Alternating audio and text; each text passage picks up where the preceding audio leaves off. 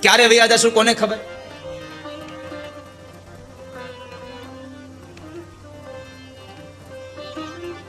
ક્યારે જતા રહીએ ખબર નહીં પડે વાલા.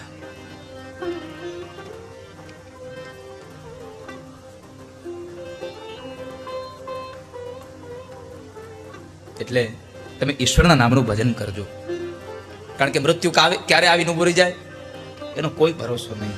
કોઈ ન જાણે ક્યારે છેલ્લો શ્વાસ છે, કોઈ ન જાણે ક્યારે છેલ્લો શ્વાસ છે, છેલ્લા શ્વાસ સુધી જીવનમાં આશ છે, છેલ્લા શ્વાસ સુધી જીવનમાં આશ છે.